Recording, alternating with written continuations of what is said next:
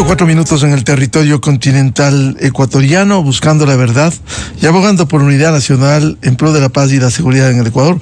Queremos saludar al ingeniero José Cabrera, consejero del Consejo Nacional Electoral. Lo invitamos a un diálogo para conocer la tarea que cumple el máximo organismo electoral. Estamos en un proceso electoral.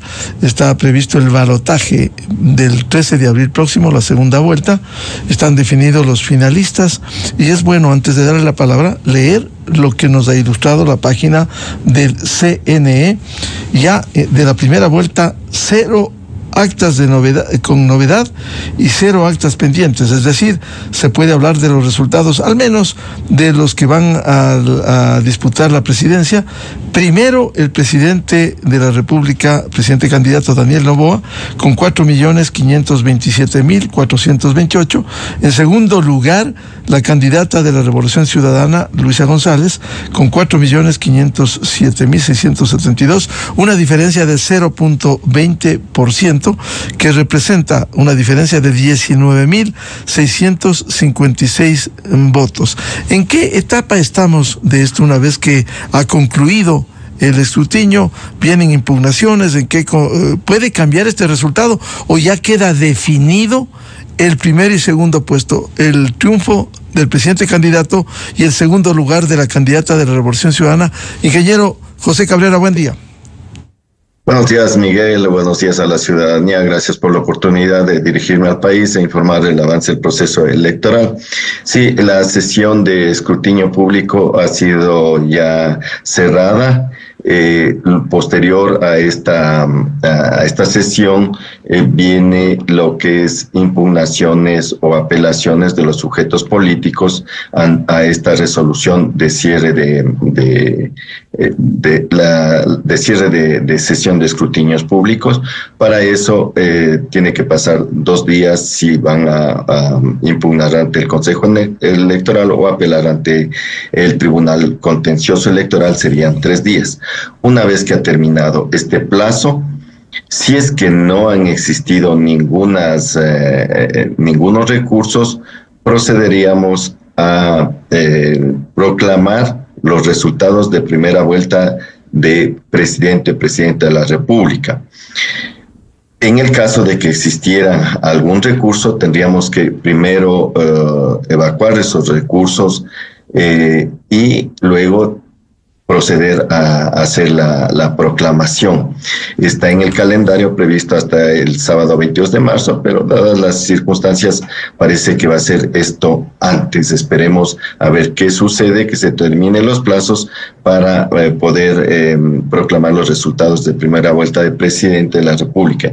En cuanto a las dignidades de asambleístas y parlamentarios andinos, una vez concluido este plazo para presentar los recursos a nuestra resolución de cierre de sesión, viene la adjudicación de dignidades, de escaños, que también puede ser recurrida. Por esa razón, en el calendario está hasta el jueves 10 de abril.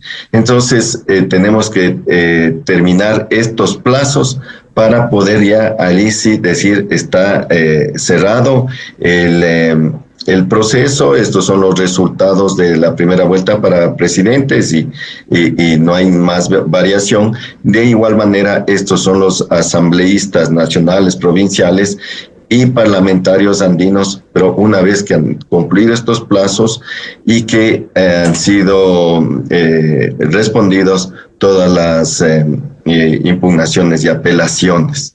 Luego de la adjudicación de dignidades, a quien deberían los sujetos políticos recurrir en caso de un reclamo es ante el Tribunal Contencioso Electoral directamente.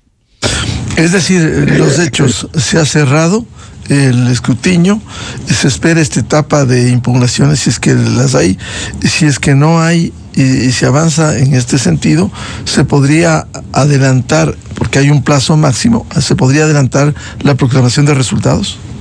Sí, Miguel, hemos visto que no hay muchos reclamos y esto se podría adelantar, pero de todas maneras tiene que darse respuesta a los reclamos presentados, o si no presentan, transcurrir el tiempo que indica la ley.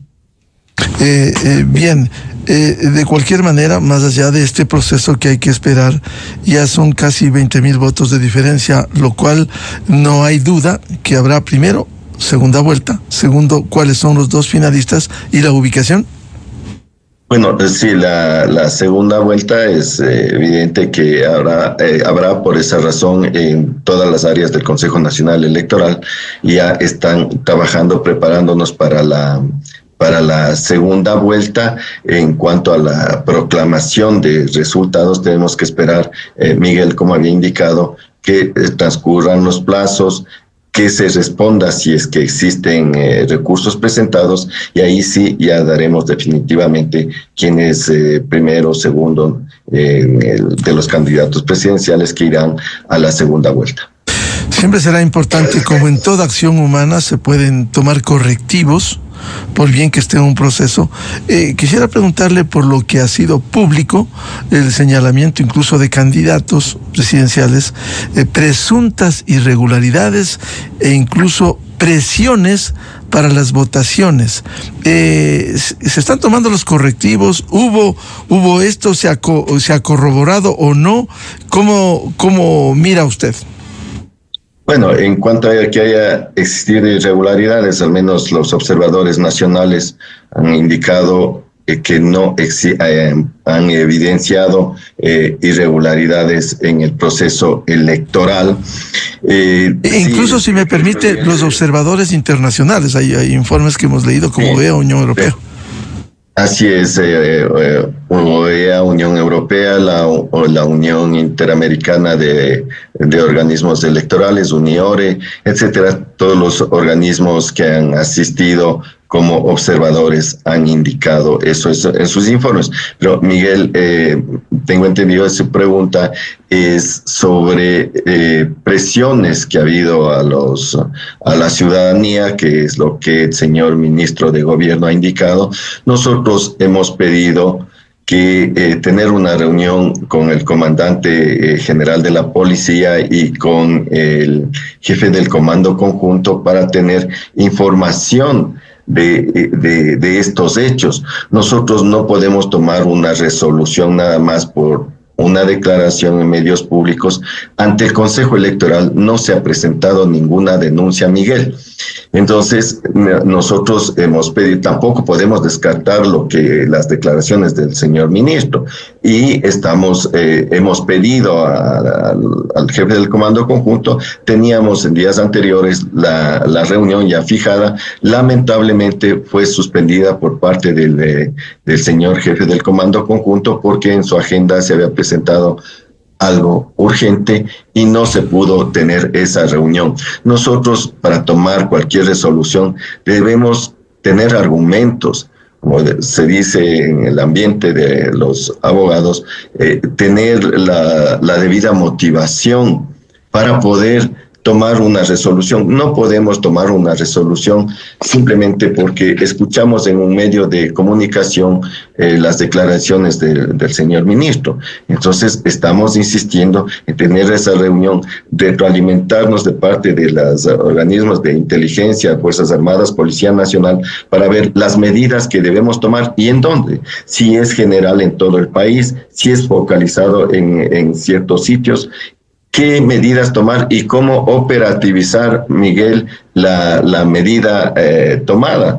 Porque yo al menos no estaría de acuerdo en simplemente hacer un exhorto. No, si tomamos una medida, tenemos que tomarla, incluso tomando en cuenta qué pasa si no obedecen, qué sanción va a haber. Todo eso tenemos que ver en la parte legal y en la parte operativa con los argumentos que tengamos.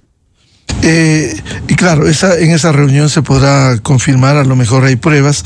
De cualquier manera, otro de los temas que ha saltado es la fotografía. ¿Se ha analizado en el CNE la posibilidad de que se permita o no se permita la fotografía en el momento de la votación?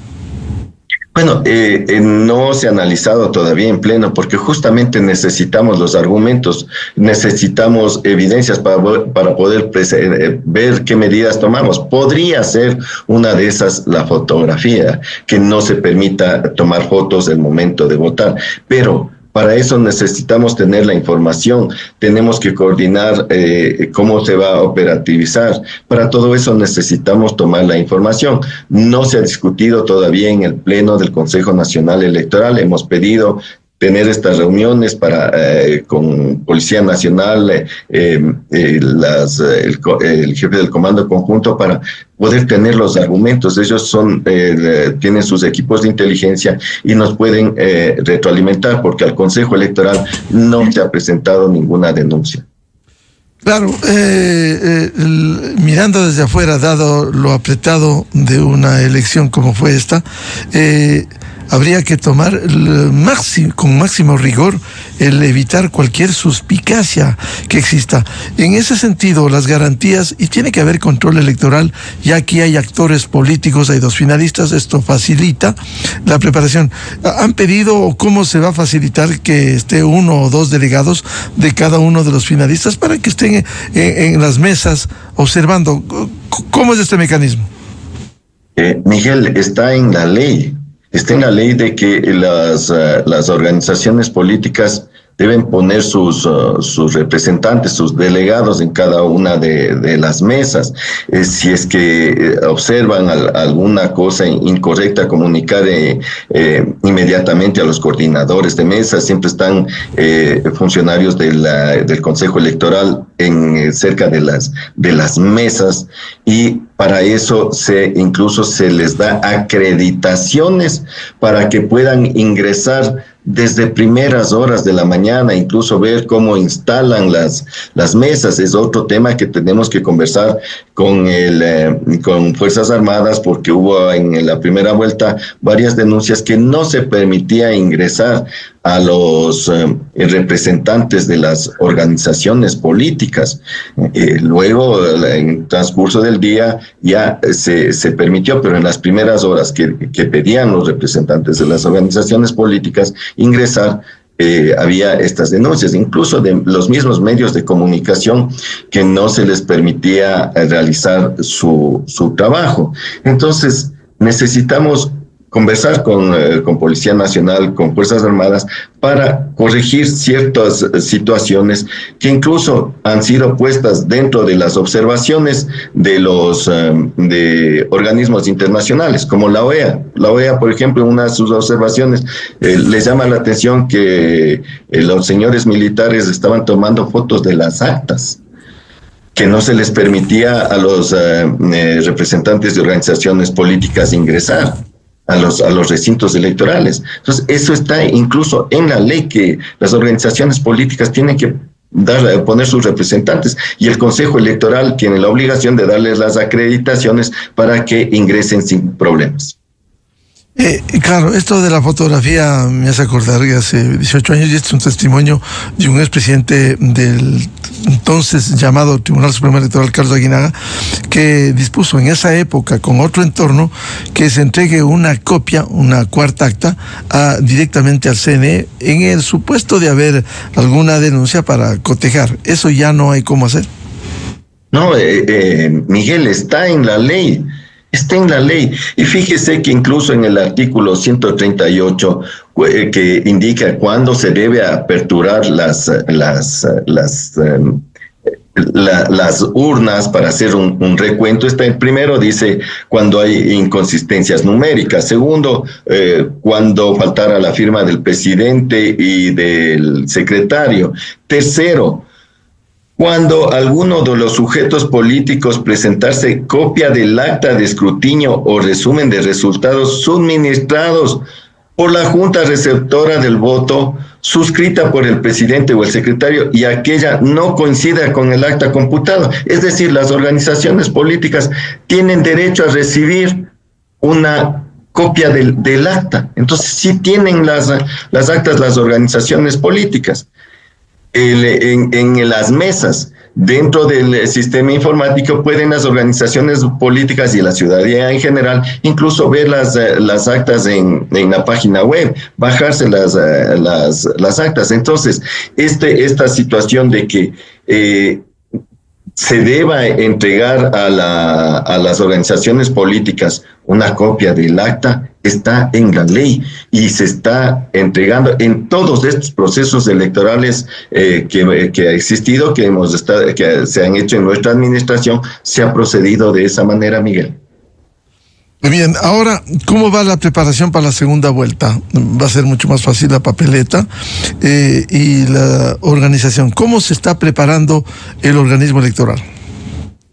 Bueno, según el calendario electoral vamos avanzando. Desde el día lunes 24 de marzo al 10 de abril, la campaña electoral sería del 24 de marzo al 10 de abril, el debate presidencial el domingo 23 de marzo, los simulacros, el primer simulacro el domingo 6 de abril, el voto de las personas privadas de libertad sin sentencia ejecutoriada el 10 de abril, el voto en casa el viernes 11 de abril, silencio electoral de 11 de abril al 13 de abril, el proceso del sufragio general el domingo 13 de abril. En cuanto al debate presidencial será el domingo 23 de marzo, para lo cual la Comisión Nacional de Debates presentará los ejes temáticos y las preguntas. En esta vez serán 5 ejes temáticos con los que se trabajará. Dentro de las atribuciones del Comité Nacional de Debates está definir la manera específica de los 5 ejes temáticos, elaborar las preguntas generales que se formularán a los y las candidatos, presentar al Pleno del Consejo Electoral la terna para elegir al moderador o moderadora, que en esta ocasión será uno solo o una sola. También la duración del debate será de 2 horas. Es obligatorio el debate presidencial según la ley, y los medios de comunicación transmitir en cadena nacional. Entonces el debate presidencial está en marcha, está en camino, y ya los miembros del Comité Nacional de Debates, tengo entendido que incluso están haciendo una encuesta con los medios de comunicación de cuáles serían los 5 debates. Los 5 ejes temáticos, es decir... Los 5 ejes temáticos, y en los 5 ejes temáticos un solo debate. Sí. Estos 5 ejes temáticos, por cierto, por lo que usted señala, no están definidos, sino que se va a buscar consensuar para elaborarlos y presentarlos al Consejo Nacional Electoral. Más que al Consejo Nacional Electoral y a la ciudadanía, a la que conozcan los candidatos, recordemos que el Comité Nacional de Debates tiene todo el apoyo del Consejo Electoral, pero tiene total independencia. Entonces ellos informarán al Consejo Nacional Electoral nada más como un informe de cuáles serán los 5 debates, y a la ciudadanía en general, y luego en base a esos 5 ejes irán versadas las preguntas. En esta preparación para la segunda vuelta, dado lo que ocurriera el domingo 9 de febrero, ¿cómo se estructurará la organización en el exterior? Bueno, en el exterior, de igual manera que fue en la primera vuelta, el voto es presencial. Está la Junta Especial del Exterior conformada, y ellos son los que llevan el proceso, el control del proceso en el exterior. Es decir, se facilitará esto enviando los materiales, los kits, antes, para que se instalen las mismas mesas que se instalaron en el exterior. Sí, será en los mismos países que fue la primera vuelta, las mismas mesas, los kits electorales estaremos enviando con la debida anticipación para que no existiera ningún problema en el exterior y también dentro del país. En cuanto ya esté cerrado la proclamación de resultados, se pedirá al Instituto Geográfico Militar la impresión de papeletas para la segunda vuelta del binomio presidencial. ¿Esto cuándo se entregará al IGM para emprender ya en la impresión? Bueno, está, como le indicaba, el plazo para proclamación de resultados el 22 de marzo, pero posiblemente le adelantemos la proclamación de resultados si es que ya se resuelven los recursos presentados, e inmediatamente se pedirá al Instituto Geográfico Militar que imprima las papeletas. Si llega a ser el sábado 26 de marzo, será posterior a esta fecha. Caso contrario, será con mayor anticipación. ¿Y cuáles son los recursos a los que se puede acceder luego de la primera vuelta? ¿Recursos en qué sentido, Miguel? Apelaciones, sí, son las apelaciones ante el Tribunal Contencioso Electoral, impugnaciones ante el Tribunal Contencioso Electoral, que pueden ser del binomio presidencial, que pueden ser de los asambleístas provinciales, asambleístas nacionales y de los parlamentarios andinos. En ese proceso están ingresando ya algunas reclamaciones al Consejo Electoral que tengo entendido, hoy tendremos ya una sesión para dar respuesta a algunos de esos pedidos, y los sujetos políticos, si no están satisfechos con la respuesta del Consejo Electoral, pueden acudir al Tribunal Contencioso Electoral, que es la última instancia en cuestiones electorales. ¿Y la proclamación será de todos? Es decir, elección presidencial, primera vuelta, elección de asambleístas nacionales, provinciales, y elecciones en el exterior y parlamentarios andinos. Mientras no se tenga todo, ¿no se puede proclamar? Bueno, si es que ya nos entrega Secretaría del Consejo Electoral y Secretaría del Tribunal Contencioso Electoral la certificación de que ya no existen recursos, por ejemplo, primero del binomio presidencial, podemos proceder ya a proclamar los resultados del binomio presidencial. O sea, no necesariamente tienen que estar todas las dignidades, pero si ya tenemos las certificaciones, podemos ir adelantando cada una de las dignidades. Ya, claro, se genera más certezas. Finalmente, ingeniero José Cabrera, garantías. ¿Se ha presentado alguna denuncia de lo que se escuchó? Incluso los candidatos de estas presuntas irregularidades no han presentado nada formalmente ante el CNE. No. Lo que hay es los reclamos por inconsistencias, por ese tipo de cosas, pero presentar por irregularidades no ha habido. Además de que deberían hacerlo es ante la Fiscalía, ¿no? Si es que hubiera evidencias de un delito informático o de un delito electoral, como se escucha en varias versiones, deberían presentar ante Fiscalía las denuncias que sean necesarias, obviamente con las debidas pruebas, ¿no?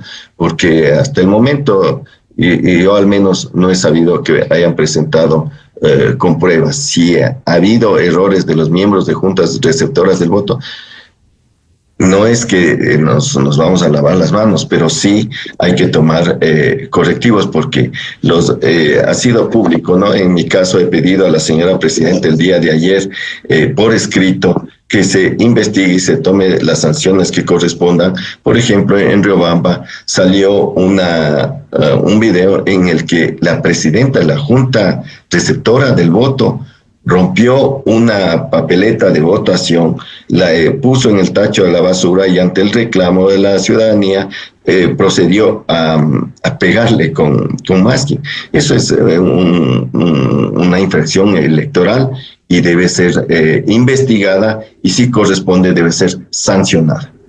¿Y quién sancionaría serían ustedes de confirmarse esto?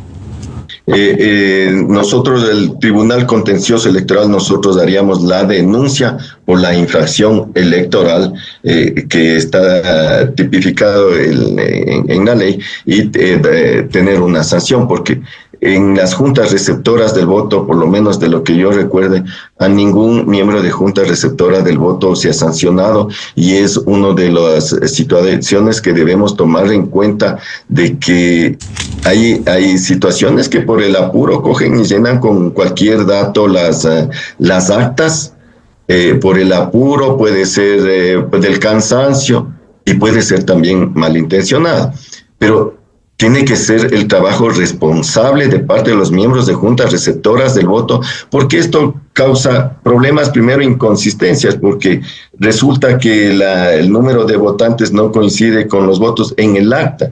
Y recordemos que eso también está tipificado en el 138 de las inconsistencias numéricas del acta escrutada, más no de las comparando con las otras dignidades.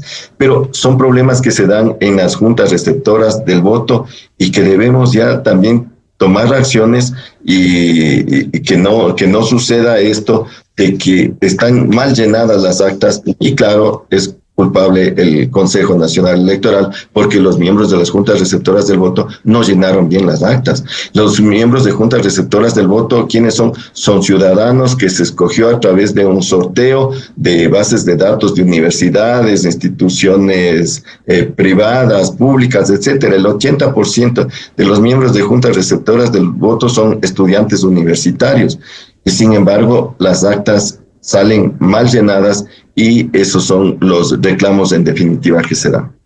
Bien, muchas gracias al ingeniero José Cabrera, consejero del Consejo Nacional Electoral, y la preparación de la segunda vuelta y los resultados de la primera. Muy amable su atención, José.